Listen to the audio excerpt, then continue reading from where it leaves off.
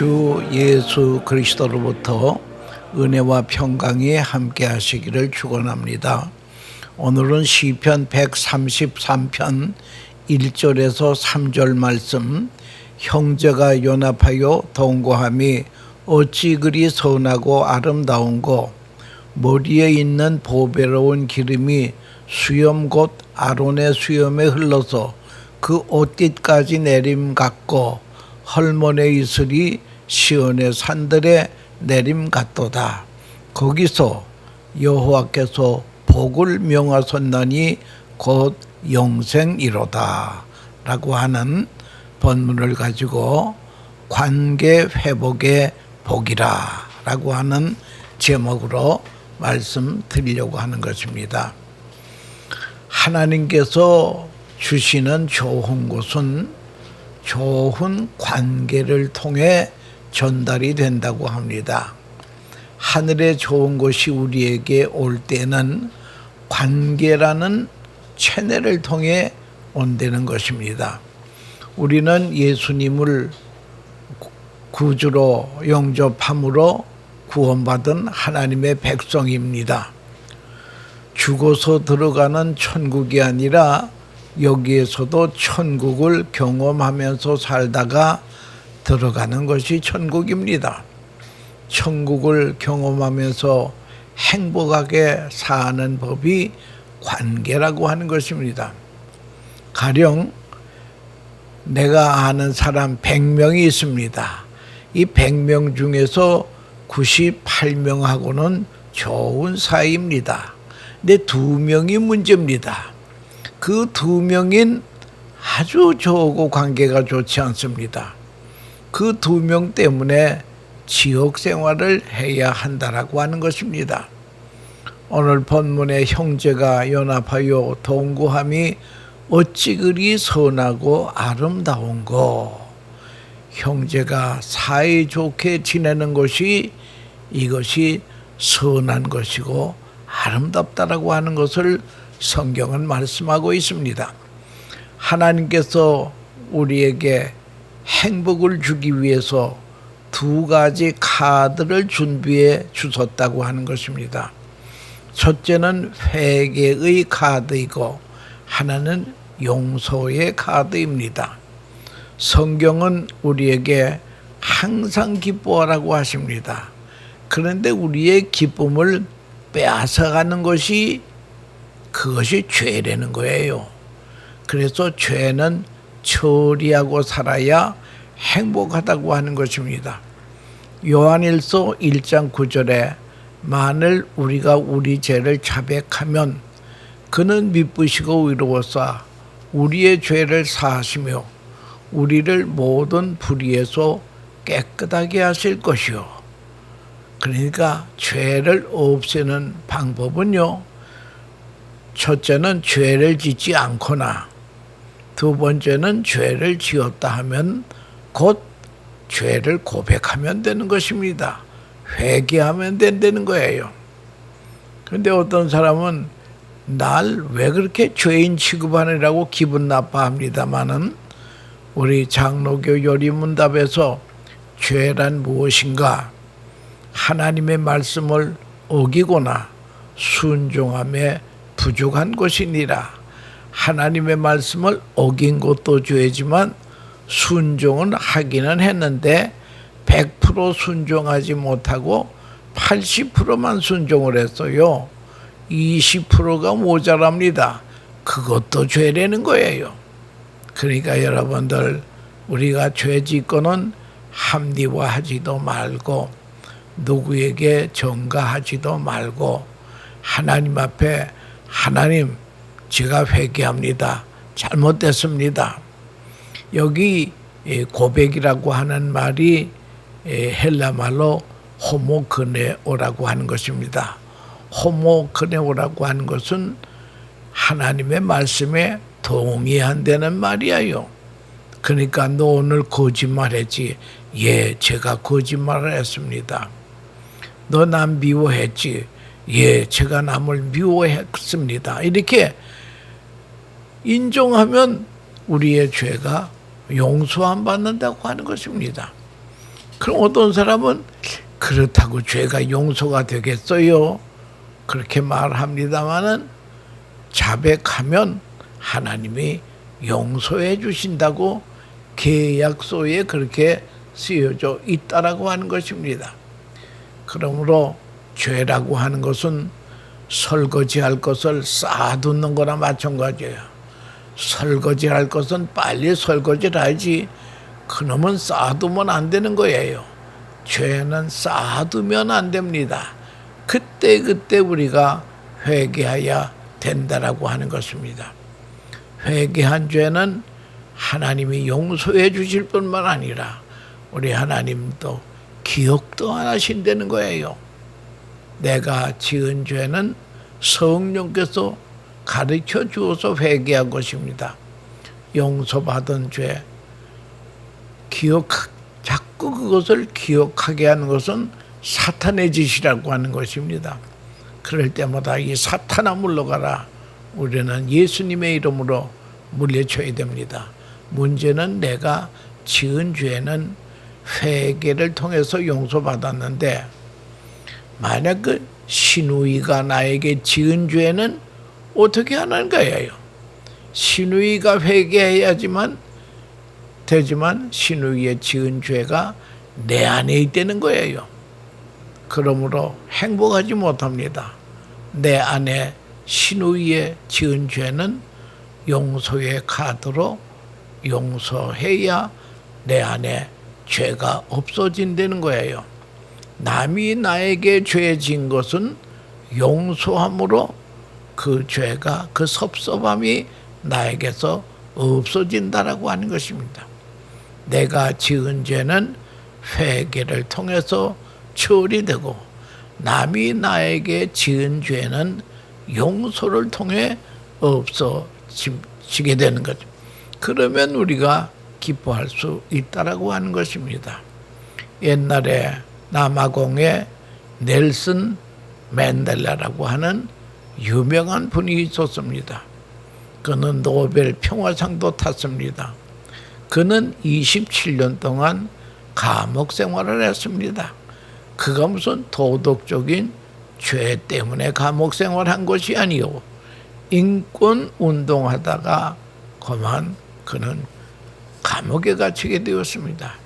감옥에서 백인들에 대한 증오가 대단했습니다. 하나님, 나는 어떻게 해야 합니까? 이때 하나님의 음성은 백인들을 용서하고 사랑하여라. 단지 흑인이라고 하는 피부 색깔 때문에 노예로 부리고 학대하고 죽이는데 어떻게 저들을 용서하라는 것입니까? 그러나 하나님의 음성은 용서해라. 그래야 너도 살고 그들도 사느니라. 이 음성에 복종을 했습니다. 그러니 마음도 편안하고 건강하게 옥중 생활을 하다가 추록을 해가지고 대통령으로 당선이 되고 노벨 평화상도 받게 되었다고 하는 것입니다. 그리고 그는 대통령이 되어서 자기를 학대하던 간수들 보복하지 않았습니다. 대통령 취임식에 악질 간수들을 귀빈석에 초대를 했습니다. 그리고 얼마 후에 그 만델라 대통령이 미국을 방문했습니다. 그때의 미국 대통령이 클린턴 대통령이었습니다. 클린턴 대통령이 만델라 대통령에게 하는 말씀이 뭔가 하면 당신 어떻게 그런 나쁜 놈들을 귀분석에 초대를 했어? 그렇게 말할 때에 내가 그들을 용서 못하면 나는 아직 감옥에 있는 것입니다. 그들을 포용하고 사랑하니 대통령 일도 잘 수행하고 노년을 행복하게 살았다고 하는 것입니다. 히브리서 12장 14절에 모든 사랑과 더불어 화평함과 거룩함을 쫓으라. 이것이 없이는 아무도 주를 보지 못하느니라. 여러분, 화평과 거룩, 거룩보다 화평이 먼저입니다. 화평과 거룩이 없으면 주님을 보지도 못한대요. 그러므로 교회는 부흥하는 교회가 되려면요, 화목해야 됩니다.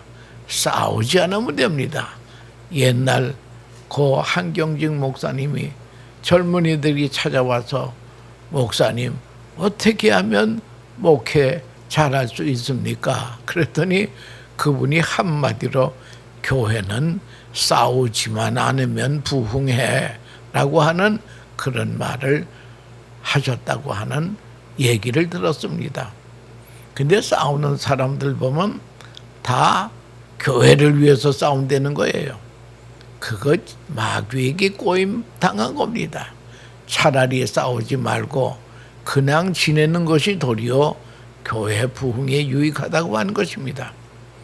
사도 바울은 믿음의 아들 디모데 목사에게 이런 말을 했습니다. 말다툼하지 말고 말다툼하지 말아라. 엄히 명하라. 이는 유익이 하나도 없습니다. 말다툼하지 말라고 엄히 명하라. 이는 유익이 하나도 없느니라. 내 몸을 불사르게 내어줄지라도 사랑이 없으면 아무것도 아니라 그랬습니다. 교회의 우선순위가 사이좋게 지내는 것입니다.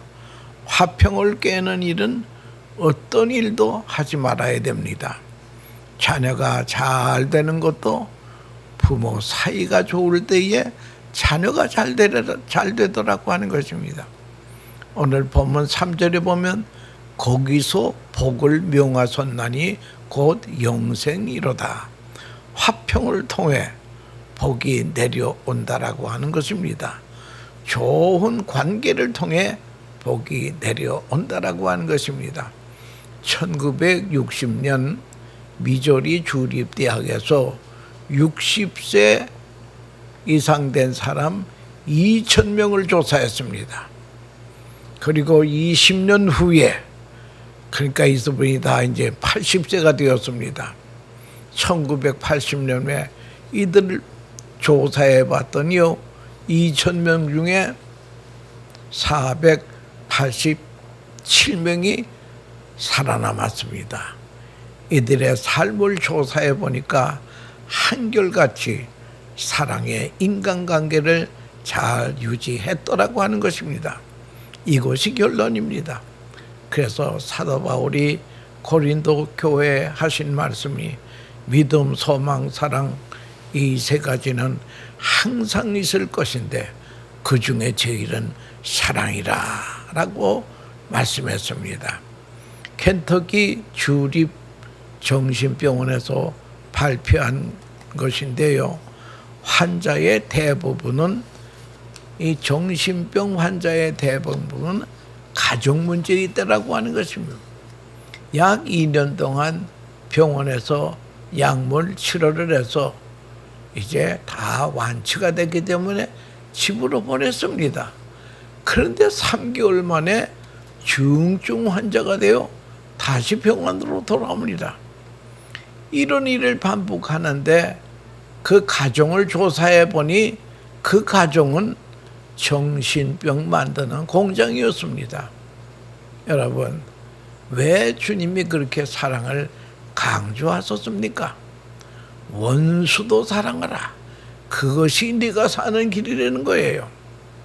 관계 중에 부부 관계가 중요합니다.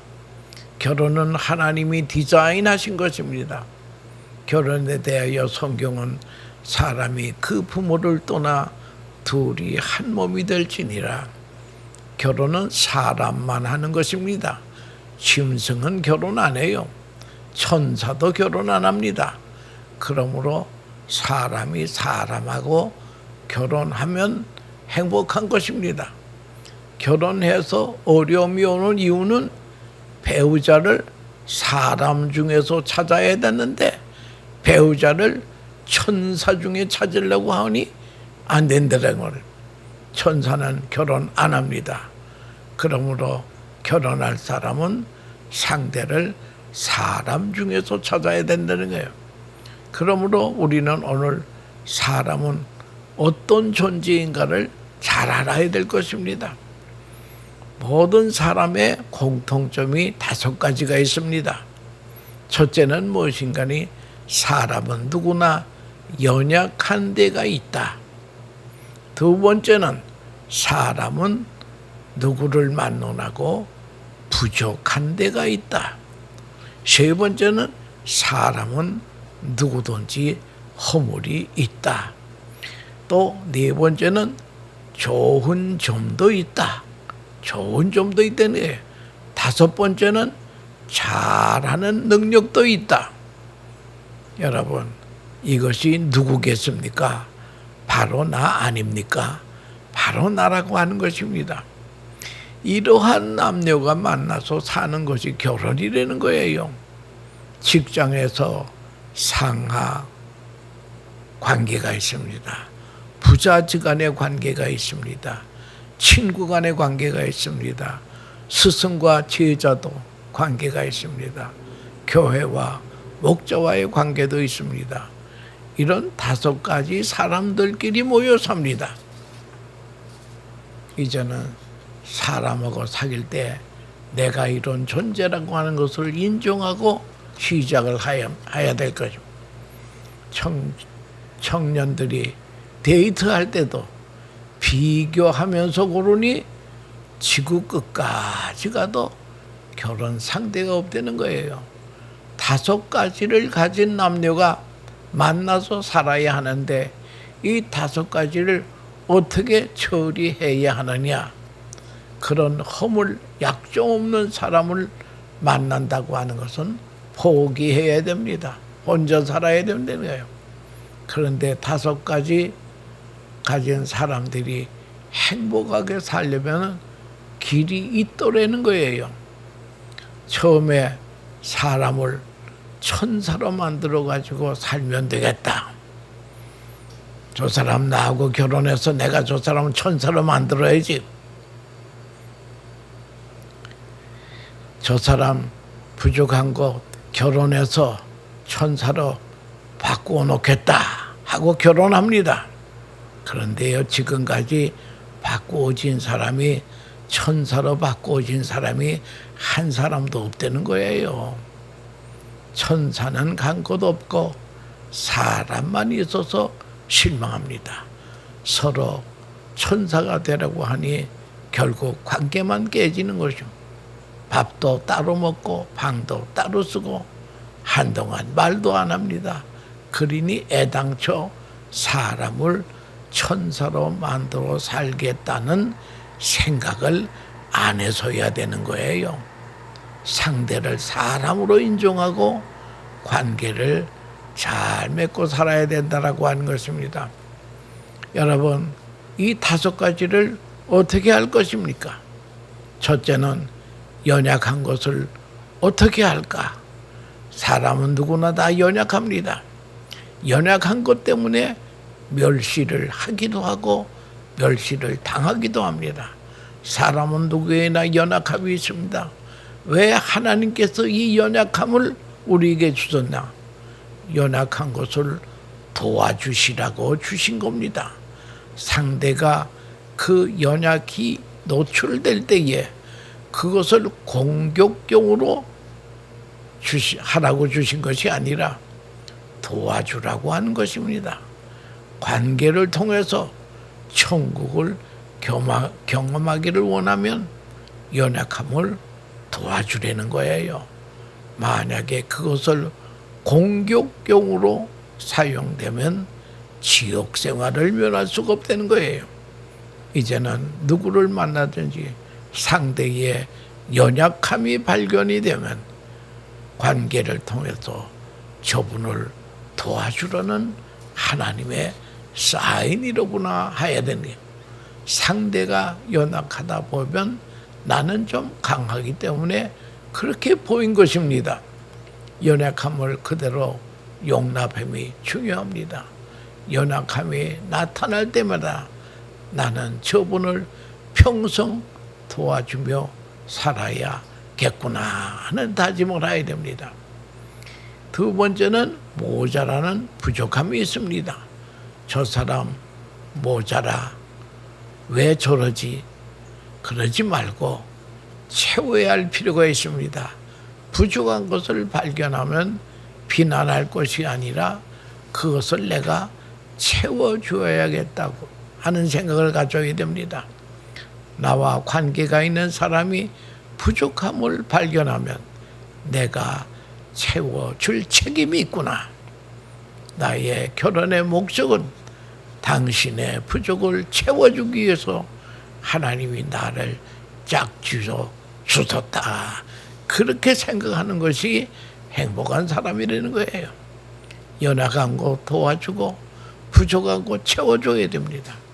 다음에 세 번째는 사람은 누구나 허물이 있습니다. 허물은 덮어주라고 그랬습니다.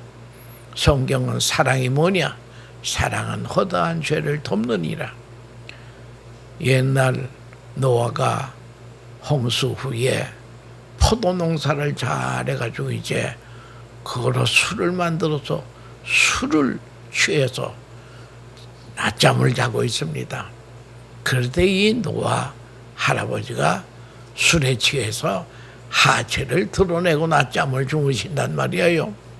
그때에 둘째 아들 함은 아버지의 하체를 드러낸 자입니다. 아버지 하체를 덮어줘야 되는데 드러냈다는 거예요. 그래서 함은 저주를 받게 됩니다.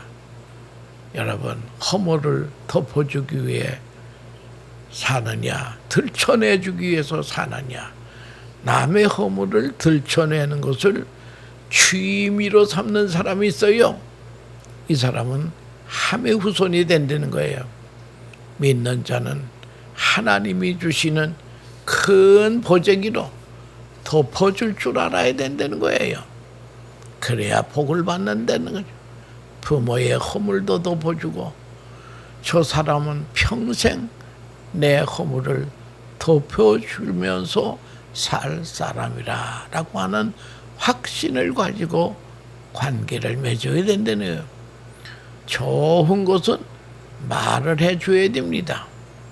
당신 인상이 참 좋아요. 당신 성격이 참 좋아요. 좋은 것은 면전에서 이렇게 말을 해줘야 됩니다.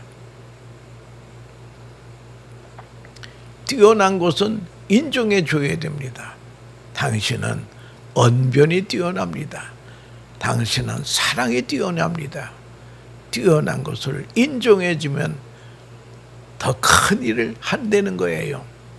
사람은 격려 속에 자란다는 거예요. 격려 많이 받은 사람은 금과 같은 일을 하지만요, 지적을 많이 받은 사람은 이거는 돌과 같이 일할 수밖에 없다라고 하는, 상대방의 부족한 것과 허물은 하나님께 이야기해야 됩니다. 저 사람의 부족한 것, 저 사람의 허물, 그것은 하나님께 기도로 얘기하라는 거예요. 그 사람의 면전에서 이야기하지 말라는 것입니다. 그래서 우리 인간은요, 이 관계를 잘 알아야 됩니다. 한 율법사가 예수님을 찾아와서 어떻게 하여야 영생을 얻겠습니까? 계명 중에 어느 계명이 큽니까? 할 때에 예수님께서 마음과 정성과 뜻과 힘을 다하여 주 너희 하나님을 사랑하. 이것이 크고 첫째 되는 계명, 둘째는 이와 같으니 이 내 이웃을 내 몸과 같이 사랑하라. 이 말은요, 이 신앙생활의 제일 큰 계명이 무엇인가니 하나님과의 관계, 인간과의 관계, 이 관계가 신앙생활에는 최고로 중요하다는 거예요. 이 세상에 제일 큰 산은 하나밖에 없습니다. 에베레스트 산이라고 합니다. 여러분, 하나님 앞에서 제일 큰 계명도 하나밖에 없는데 하나님과의 관계, 인간과의 관계, 이게 최고의 계명이라고 하는 것을, 그걸 우리가 알아야 됩니다. 보라, 형제가 연합하여 동거함이 어찌 그리 선하고 아름다운고. 머리에 있는 보배로운 기름이 수염 곧 아론의 수염에 흘려서 그의 어깨까지 내림 같도다. 헐몬의 이슬이 시온 산들에 내림 같도다. 거기서 여호와께서 복을 명령하셨나니 곧 영생이로다. 시편 133편 말씀임. 제사장 아론이 제사장으로 기름을 받을 때의 모습입니다. 헐몬의 이슬은 이스라엘의 생명줄입니다. 아합 왕 때에 죄로 인하여 우로가, 그니 비우자 이슬로자, 비와 이슬이 끊어졌습니다. 백성이 기아선상에 헤맬 때에 갈멜산에서 엘리야는 무너진 제단을 다시 쌓고 하나님 앞에 제단을 드렸습니다. 그럴 때에 단비가 내려오기 시작했습니다. 하나님과의 화해됨을 통해서 복이 내려온다라고 하는 것입니다. 여러분, 시너지 효과라고 하는 말이 있지 않습니까? 소 한 마리가 6톤의 짐을 끈다고 합니다. 그러면 소 2마리면은 12톤을 끌어야 하는데, 실제로 소 2마리가 끈다면 24톤 갑절이나 더 효과가 난다라고 하는 것입니다. 형제가 연합한다, 동거한다, 이게 시너지 효과를 나타내는 거예요. 이 땅에서 큰 일도 천국 생활도 하게 하는 것이 형제가 연합하여 동거한다라고 하는 것입니다. 하나님께서 우리를 세상에 보내신 것은 행복한 열매를 맺기 위해서 보내주셨다고 하는 것입니다. 그래서 요한복음 10장 10절, 요한복음 10:10입니다. 더족이 오는 것은 죽이고 멸망시키려는 것이요, 내가 온 것은 양으로 하여금 생명을 얻게 하고 더 풍성히 얻게 하려 함이니라. 주님이 이 땅에 온 것은 우리를 구원하기 위해서 생명을 얻게 할 뿐만 아니라 풍성한 행복한 삶을 살게 하기 위해서 오셨다고 했는데, 이 복이 어디서 오느냐? 하나님과의 관계, 인간과의 관계, 화목된 관계에서 하나님이 이런 복을 내리신다라고 하는 것을 우리 명심하면서 이제는 화목제일주의로 사는 하나님의 복된 성도들 되시기를 축원합니다. 감사합니다.